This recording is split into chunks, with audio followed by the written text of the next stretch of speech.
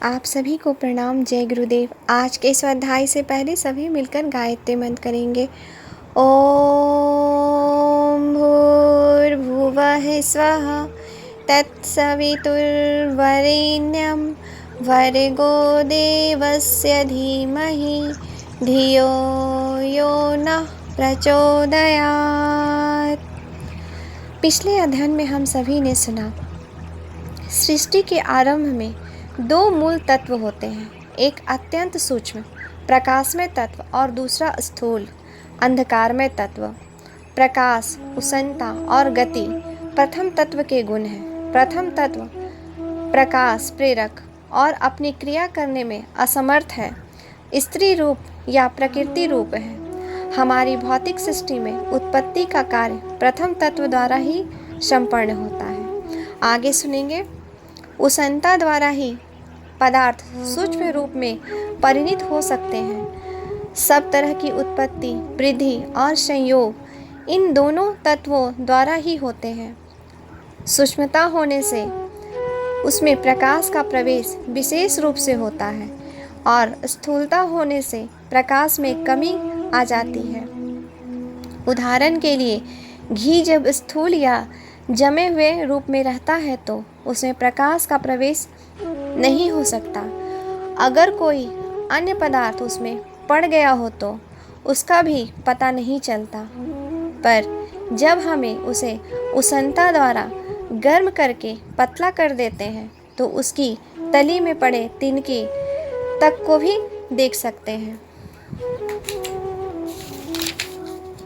उष्णता और शीतलता के प्रभाव से ही सब प्रकार के पदार्थ तरह तरह के रूप धारण करते हैं। द्रव्य की अत्यंत सूक्ष्मता वायु रूप होती है, उसमें कम सूक्ष्मता जल रूप होती है और स्थूलता पृथ्वी रूप होती है। इस विवेचन से समझा जा सकता है कि योगी जन अनीमा, लघिमा, महिमा आदि क्रियाओं द्वारा स्थूल और सूक्ष्म रूप में रूपांतर कर लेते हैं, पर जब तक साधक सूक्ष्म तत्वों को ग्रहण करने की भूमिका तैयार नहीं कर लेता, तब तक उसको समझना या अनुभव कराना संभव नहीं होता।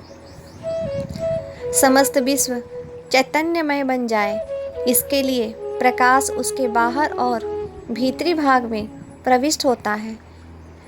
विश्व में हम जो कुछ भी उत्पन्न होते देखते हैं, उसका कारण प्रकाश ही है। सूर्य को इस प्रकार प्रभाव स्थान रूप में परमेश्वर ने निश्चित किया है, पर ऐसा होते हुए भी हम यह नहीं कह सकते कि सूर्य के अतिरिक्त अन्यत्र कहीं भी प्रकाश नहीं है।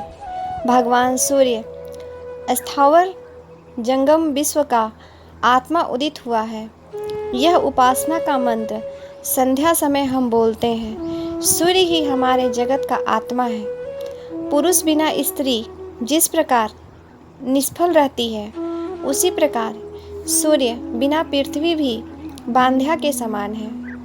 सूर्य की सत्ता से पृथ्वी पर वनस्पतियां ही उत्पन्न नहीं होती, वरन समस्त सचेतन प्राणी उसी के द्वारा उत्पन्न और वृद्धि को प्राप्त करते हैं। प्रत्येक मनुष्य एक ब्रह्मांड है। उसकी आत्मा सूर्य के समान है, जिसके इर्द गिर्द ग्रह परमाणु भ्रमण करते रहते हैं। मानवीय काया में भ्रमण करने वाले अणुजीवाणु एक विशेष प्रकार की विद्युत उत्पन्न करते हैं। उसी विद्युत से प्रभावित होकर मस्तिष्क से लेकर इंद्रियां तक अन्य अवयव अपना काम करते हैं। जड़ में चेतना उत्पन्न होने का माध्यम यही है। साधारणतः अणुओं में हलचल भरी रहती है।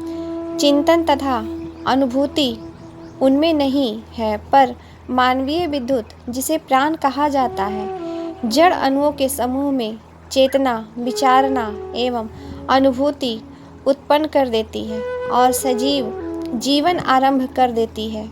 निर्जीव अनुभूति रहित जीवन तो पत्थर चट्टानों में भी रहता है। पृथ्वी के ध्रुवों के आसपास चुंबकीय आंधियाँ चलती रहती हैं। अस्थिर रंग बिरंग प्रकाश अरोरा बोरियल्स के रूप में छाया रहता है। यही ध्रुव स्थान अन्य ग्रहों के विकिरण प्रकाश एवं प्रभाव को पृथ्वी पर लाता है और यहाँ की विशेषताओं को अन्य लोकों तक ले जाता है।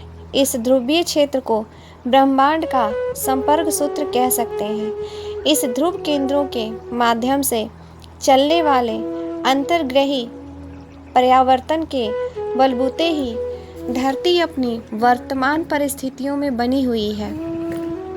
इतना ही नहीं, अन्य ग्रहों की वर्तमान परिस्थितियों में भी इन भूध्रुवों में चलने वाले अनवरत प्रयत्नवर्तन का महान योगदान है। यदि किसी कारण यह महान आदान प्रदान बंद हो जाए तो पृथ्वी की स्थिति में इतना विश्व परिवर्तन होगा कि तब यहाँ जीवन का अस्तित्व भी संदिग्ध हो जाएगा। साथ ही ग्रहों की कक्षाओं और स्थितियों में परिवर्तन होने से सौरमंडल की प्रस्तुत गतिविधियों में भारी उलट पलट हो जाएगी।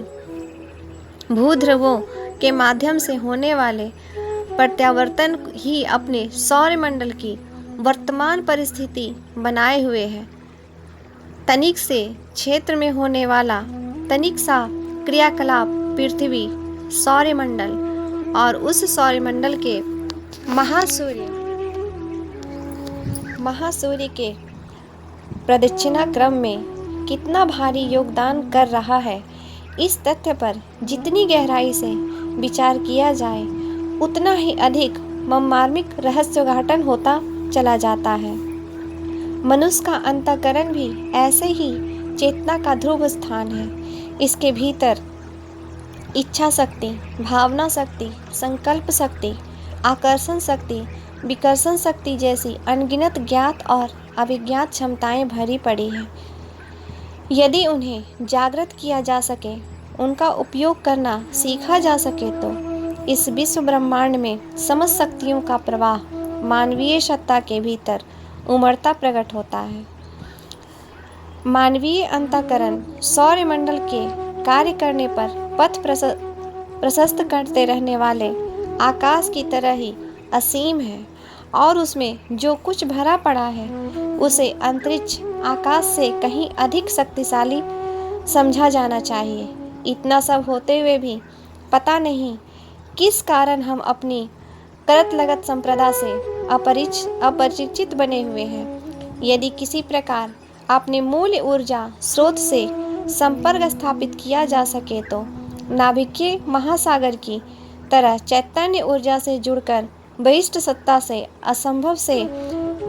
असंभव कार्य भी संपन्न कर दिखाया जा सकता है। सूर्य सविता मानव का उपास्य व इष्ट है। उपास्य से एकाकार होना ही जीवात्मा का लक्ष्य है। आज के अध्ययन में सुनेंगे संपूर्ण दृश्य प्रकृति, सूर्य प्रकाश की अनुकृति। भारतीय तत्व दर्शन में सूर्य को सर्वाधिक महत्व दिया गया है। सृष्टि के आदि में सबसे पहले सूर्य ही उत्पन्न हुआ, इसलिए उसे आदित्य भी कहते हैं। उससे ही सर्वप्रथम मनु अर्थात मानवीय चेतना की उत्पत्ति हुई और दृश्य प्रकृति भी। संसार में आत्म रूप में जो कुछ भी विद्यमान है उसमें सूर्य का ही प्राण और प्रकाश काम करता है। मन, प्राण और वाक नाम से विख्यात वेदों की त्रयविधा और कुछ नहीं सूर्य शक्ति का ही सूक्ष्म और स्थूल विवेचन है। हे सूर्य भगवान, आप ही ज्ञान चित्त वाले पुरुषों के लिए निष्ठावान रूप तथा सर्वभूतों के कारण स्वरूप हैं। आप ही सूर्य रूपी प्रकाश और आत्म रूपी भास्कर हैं। आप दिनकर को नमस्कार है। इन पंक्तियों में सूर्य का जो वर्णन किया गया है उससे दो बातें ज्ञान होती हैं। पहला, सृष्टि में जो चेतना है वह सूर्य का ही प्राण और प्रकाश है तथा दूसरा, संपूर्ण दृश्य प्रकृति अर्थात वृक्ष, वनस्पति, समुद्र, नदियाँ, और सौरमंडल के दूसरे ग्रह नक्षत्र वे सब सूर्य के द्वारा ही उपजे और गतिमान है। सूर्य ही संपूर्ण दृश्य प्रकृति की आत्मा है। गायत्री महाविज्ञान वस्तुतः सूर्य का ही विवेचन है। उससे आधि दैहिक, आधि भौतिक और आध्यात्मिक लाभ प्राप्त होने की जो बात कही गई है वह वस्तुतः सूर्य की दृश्य अदृश्य शक्तियाँ की वैज्ञानिक शोध ही है। प्रयोगों का तरीका भिन्न है, मानसिक ध्यान का भिन्न है, पर उसकी वैज्ञानिकता में बिल्कुल संदेह नहीं है। आज के वैज्ञानिकों ने जो खोजे हैं कि वे इन बातों को अक्षरश पुष्ट करती है। वनस्पति शास्त्र, बॉटनी और कृषि शास्त्र, एग्रीकल्चर के जानने वाले लोगों को मालूम है कि पृथ्वी पर जितने भी पेड़ पौधे दिखाई दे रहे हैं वे सब सूर्य के अस्तित्व में होने के कारण ही हैं। सूर्य न होता तो वृक्ष वनस्पति का नाम भी न होता और शायद जीवन नाम की कोई वस्तु भी न होती। जिस प्रकार मकड़ी अपने पेट से धागे निकालती और अपना जाल बुनती रहती है, उसी प्रकार सूर्य के गर्भ से निकला हुआ प्रकाश ही सृष्टि का ताना बाना बुनता रहता है। जब तक सूर्य है तब तक सृष्टि है। जिस दिन उसने अपनी माया समेटी उसी दिन सृष्टि का अंत हुआ। वनस्पति का कुछ भाग सूर्य से विकसित होता है। प्रकाश शक्ति का जिस क्रिया से रासायनिक शक्ति में रूपांतरण होता है उसे विज्ञान में बड़ा महत्व दिया गया है। इस क्रिया को प्रकाश संश्लेषण कहते हैं। ऐसा जान पड़ता है कि वृक्ष वनस्पतियाँ पृथ्वी के पोषण और जीवन तत्व प्राप्त करती है, पर यथार्थ वह यह नहीं। पृथ्वी से तो कुल 5% विकास सामग्री ही उन्हें प्राप्त होती है। हाइड्रेलिया प्लांट परीक्षण से यह बात पूरी तौर पर सिद्ध हो गई कि हाइड्रेलिया पानी में पाई जाने वाली एक प्रकार की घास सेवर को कहते हैं। उसे एक प्रकार के बर्तन में ऊपर से जल से भरी हुई परीक्षण नली लगाकर रखते हैं। इस यंत्र को यदि विद्युत के प्रकाश में रखें तो कोई रासायनिक क्रिया नहीं होती, किंतु जैसे ही उसे सूर्य के प्रकाश में लाते हैं प्रतिक्रिया आरंभ हो जाती है। शैवाल जल ग्रहण करने लगता है और परीक्षण नली के ऊपरी सिरे पर बुलबुले उठने लगते हैं। इससे सिद्ध होता है कि प्रकाश न हो तो वृक्ष वनस्पति का थोड़ा भी विकास नहीं हो सकता।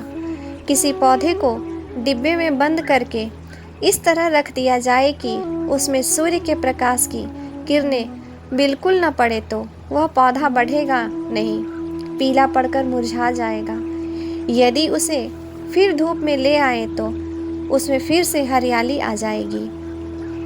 प्रकाश संश्लेषण की यह क्रिया न केवल पौधे के विकास में सहायक होती है, वरन उससे सृष्टि में एक ऐसी प्रक्रिया का निर्माण होता है जिससे मनुष्य और दूसरे जीवधारी भी प्राण धारण किए रहने में समर्थ होते हैं। यदि प्रकाश संश्लेषण न हो रहा हो तो मनुष्य का जीवित बना रहना संभव न होता। आज के अध्ययन में सविता साधना। सविता साधना के क्रम में विभिन्न दार्शनिकों का मत, गंभीर अनुशीलन, वेदों का अध्ययन, स्वाध्याय आवश्यक होता है। साधना की उच्चतम स्थिति में समाधि की अवस्था में जहाँ परम तत्व से एकात्म होता है, उस समय इन ग्रंथों से प्रत्यक्ष प्रयोजन नहीं रहता। यद्यपि चेतना के उत्कर्ष का आधार उनके स्वाध्याय से ही विनिर्मित होता है। साधना की प्रक्रिया के निर्देशक ग्रंथों एवं मार्गदर्शक सद्गुरु की आवश्यकता तो पग पग पर पड़ती है, किंतु सविता संपर्क की प्रत्याभूति के क्षणों में आत्मसत्ता ही वेद और गुरु बन जाती है।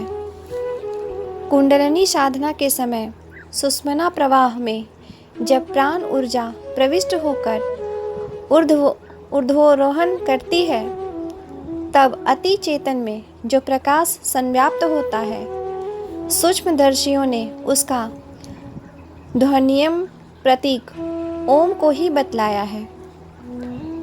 उन्हें गुहा आदेश कहा गया है। ये आदेश प्रणव रूपी पुष्प से ही प्राप्त होते हैं। आनंद और उल्लास से भरी जो प्रखर सक्रियता उस समय उत्पन्न होती है, वही केंद्रवर्ती मधु है।